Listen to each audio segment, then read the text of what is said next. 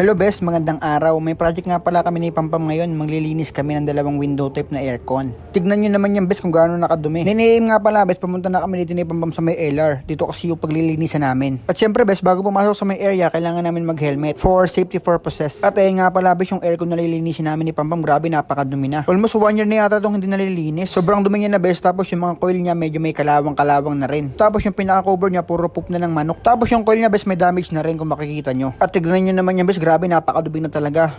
Sobrang kapal na ng putik. Pwede na best pagtanaman ng halaman kasi sobrang kapal ng dumi niya. At ayun nga pala si Pampam best, tamang intay lang kami dito ng service. Kasi best, susunduin pala kami ng sasakyan dito at hindi kami makapaglinis kasi wala palang water supply. So ayun best, habang hinihintay namin yung service, wala kami magawa dito ni Pampam. Ako patingin-tingin lang kung saan tapos si Pampam naman nakatambay dun sa may gilid. At mga ilang minutes na rin best, dumating na rin pala yung sundo namin. Bali mga 5 to 7 minutes nga lang pala yung biyahe namin dito best. Bali dadali namin best yung unit dun sa may paglilinisan namin. At pagkabakas nga pala namin best ng mga cover ng aircon na to, grabe ito yung tumambad sa amin, puro poop ng manok. Tapos yung isang unit naman pinabaklas ko na kay Pampam. Tapos ako naman sa isang unit para mabilis yung pagbaklas namin dalawa. Ang problema lang namin bes, hiraman kami sa may pilip. Buti na lang din talaga bes, yung aircon na to hindi mahirap baklasin. Yung matatanggal mo talaga bes lahat ng parts niya. Kasi bes, pero yung ibang mga aircon na mahirap talaga tanggalin. Magkakaiba kasi ng design bes. So dito bes, makita nyo tanggal talaga pati blower, fan motor, saka itong mga styrofoam niya.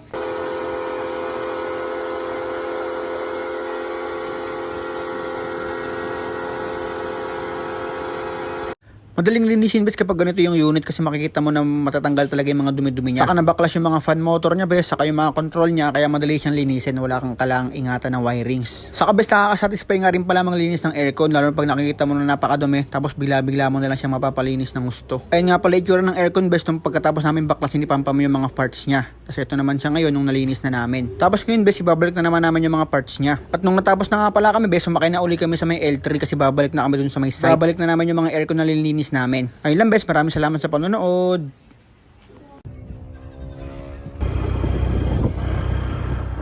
Sheesh! Yan na.